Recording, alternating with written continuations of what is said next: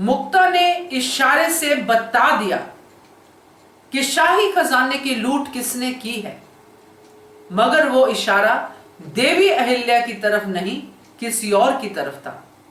नमस्कार दोस्तों, स्वागत है आपका आपके अपने चैनल हंग्री स्पिरिट्स में। हंग्री स्पिरिट्स देख रहे सारे दर्शकों का मैं अंजू शर्मा दिल से स्वागत करती हूं। जब मालेराव ने देखा कि मुक्ता ने इशारा किया है, और इशारा किसकी तरफ किया है, मालेराव पहले सोच के ये खुश था, मगर जैसे ही उसने देखा कि मुक्ता के टारगेट में उसकी आई तो है ही नहीं, इशारा तो कहीं और ही है, तो मालेराव हिल के रह गया दोस्तों। और बाकी का दरबार भी, क्योंकि जिसको सामने लाया गया है शाही लूट के लिए, वो बंदा इस दरबार का खास बंदा है। कौन है वो? क्योंकि शाही खजाना किसने लूटा है ये हम सबको तो पता है, और मुक्ता को जो पता है मुक्ता ने वो बताया, मगर सामने कौन आया इस पे चर्चा करते हैं। पहले वही निवेदन, जिन्होंने अभी तक चैनल को सब्सक्राइब नहीं किया है कर लीजिए, साथ में दोस्तों बेल आइकॉन दबाइएगा ताकि आपको हमारे वीडियोस के नोटिफिकेशन मिलते रहें।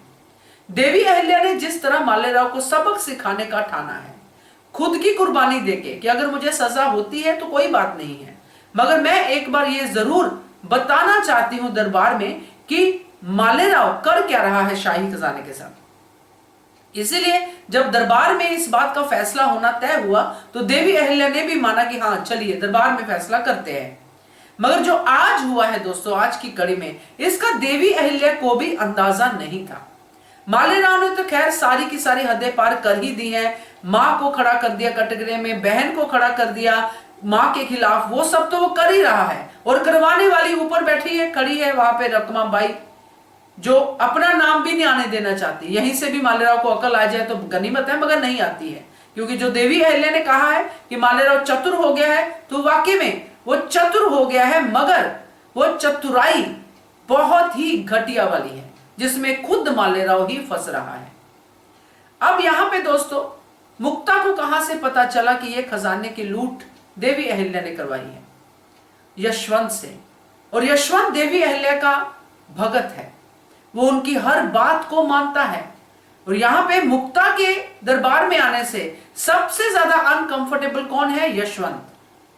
यशवंत ने सोचा भी नहीं था कि मुक्ता दरबार में आएगी, क्योंकि यशवंत को यह बात मुक्ता को बतानी पड़ी, क्योंकि मुक्ता ने मजबूर ही उतना कर दिया और मुक्ता अपने आप पे कंट्रोल नहीं कर पाई, और मुक्ता ने वो बात किसी भी ढंग से रकमा तक पहुंचा दी। ये सब हमने देखा।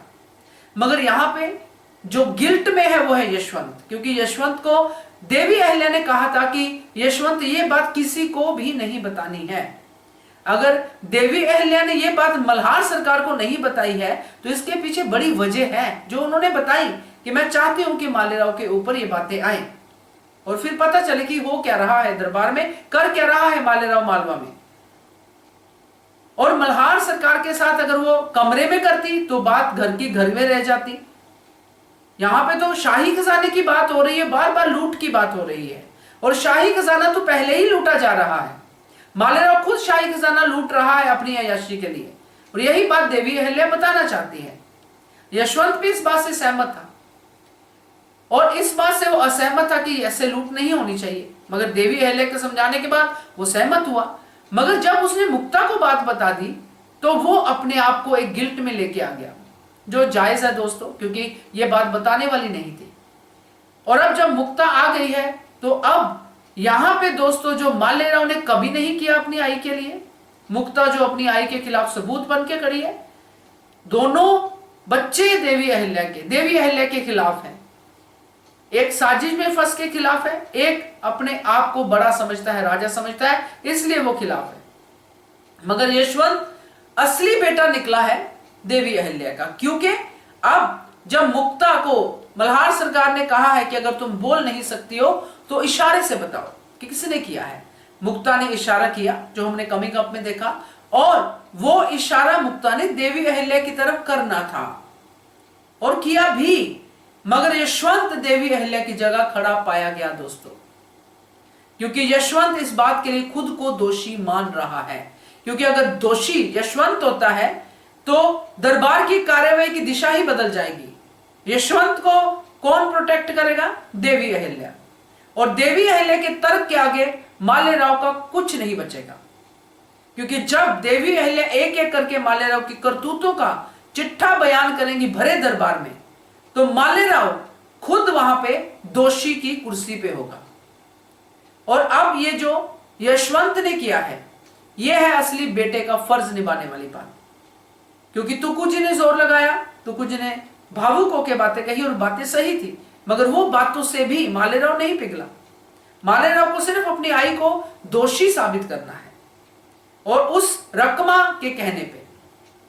तो दोस्तों, आज की कड़ी में जो हमने देखा और जो हमने कमिंग अप में देखा, उसमें यही चीज स्पष्ट हुई है कि देवी अहिल्या की तरफ नहीं, यशवंत की तरफ कर दी है मुक्ता ने उंगली। और अब मुक्ता खुद भी इस बात से हो गई है परेशान। तो यशवंत ने तो अपना फर्ज निभा दिया है। अब देखते हैं ये केस कितना आगे तक जाता है और क्या क्या सामने आता है। क्या कहते हो आप? कमेंट करके बताइएगा। देखते रहिए channel Hungry Spirits. Thank you so much. Subscribe to our channel by clicking the subscribe button. Click the bell button and enjoy the latest uploads from our channel.